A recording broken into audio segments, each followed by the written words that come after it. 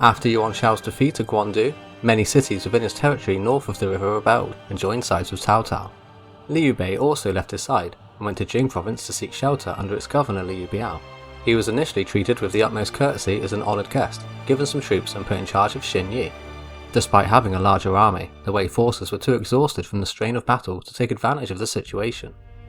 Yuan Shao still retained a military presence south of the river at Cangting, where he secured a lone river crossing or bridge to mount his defence.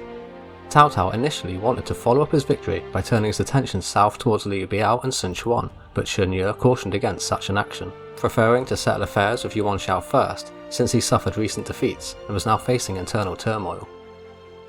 Yuan Shao's remnants could still band together and attack Cao Cao's rear if he went away south at such a time. As such, he gave up on the idea and made new preparations to undertake a mop-up operation against his rival by marching his army from the battlefields of Guandu down the river east towards Yuan Shao. He went well to the east of his old defences to collect grain from Anmin, which was quite close to Cangting.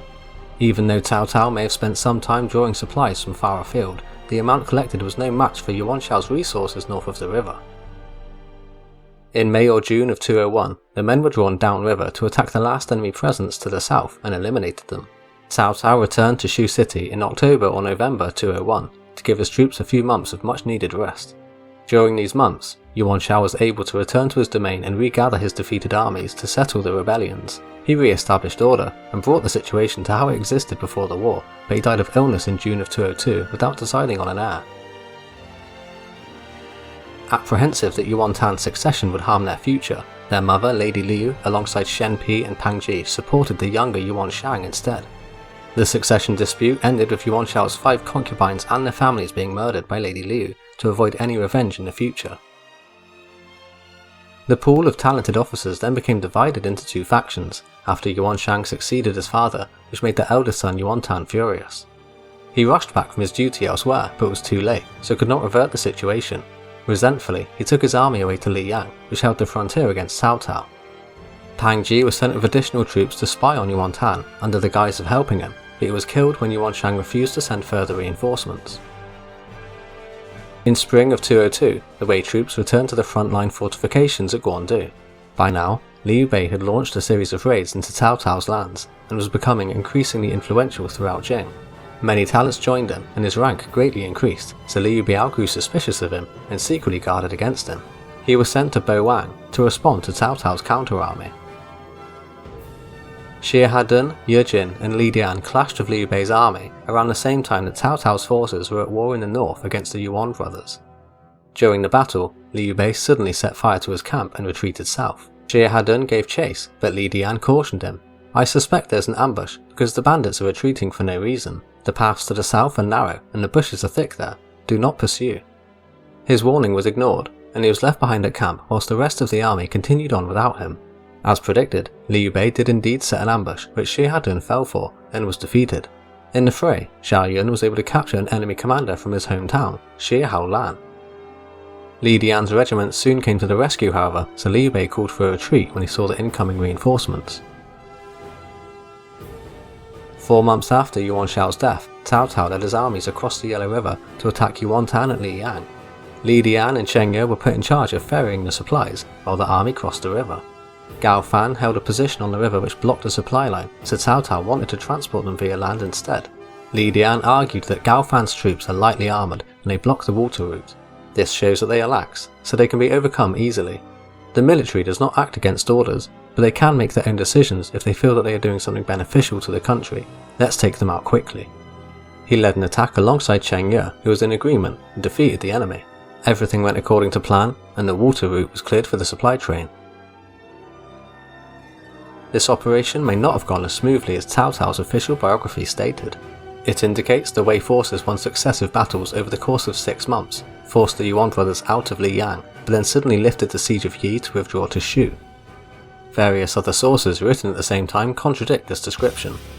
The fact that the operation took so long suggests that the Wei records failed to mention Cao Cao's defeats in the region. An alternate account of the battle is as follows. Outmatched in numbers, Yuan Tan found it difficult to hold out, so he sent for help. Yuan Shang left Shen Pi to guard Yi, whilst he brought his army in person to come help his brother. The 2 sides fought west and south outside Liyang, where remains of the defences used in the battle were reported to still be seen some 500 years later. The brothers came out of their forts to do battle for half a year, but Cao Cao drove them to retreat back inside Liyang proper in April of 203. As the Wei army prepared to lay the siege, the Yuan brothers escaped in the night and fled north to Yi. Cao Cao pursued, but in doing so he outstretched his supply lines and became struck with a counterattack led by Yuan Shao. He had to head east to Yunnan to gather more supplies from the granaries in Wei Commandery. By the time he was ready to attack again in late May or June, Guojia offered advice to the contrary. Yuan Shao loved those two sons, but neither was proclaimed as his heir. Now they are rivals for power and each has his own party. If we press them hard, they will support one another, but if we ease off, they will begin to quarrel. The best plan is to turn south against Jing province and wait for something to happen. When things have changed, we can attack then, and the whole affair may be settled in a single blow. Cao Cao accepted the advice and retreated homeward, placing Jia Xin on the beachhead fortress of Liyang, presumably leaving the untenable position of Yunnan to his enemies. Yuan Tan requested new equipment and additional troops, so he could catch Cao Cao mid-river, but Shang was doubtful of his elder brother's intentions. Tan was granted neither of them, then Guo Tu and Xin Ping added fuel to the fire, suggesting it was Shen Pi who made Yuan Shao send Yuan Tan away to be adopted by his uncle. This caused a furious Yuan Tan to turn his army to attack Yuan Shang and Shen Pi, but he was defeated, so had to flee to Nanpi. Meanwhile, Cao Cao returned to Shu City, apparently untouched. After 9 months of campaigning, Cao Cao had suffered setbacks and in the end could only retain the beachhead at Liyang. He stayed in Shu City for the next 3 months, possibly to assert his authority to prevent any disorder that might arise from his extended absence. During his stay there, he issued 2 proclamations that sought to punish and demote unsuccessful officers. Wei forces were engaged in battle with Liu Biao on the border when the threat of the Yuan brothers resolved itself as Guojia had predicted. Yuan Shang gained the upper hand when they turned on each other, which forced Yuan Tan to flee to Pingyuan. Besieged there, he turned to Cao Cao for help.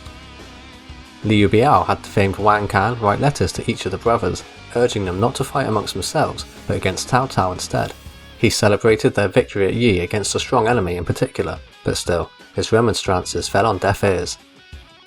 Yuan Tan's ambassador Xin Pi was disappointed with his lord when he approached Cao Cao, suggesting that now was a good opportunity to destroy both the Yuan brothers before they make up and unite their forces.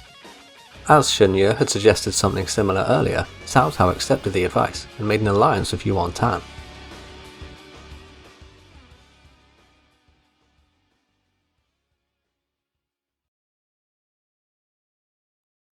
If you enjoyed this video, don't forget to hit that like and subscribe button, and I'll see you next time.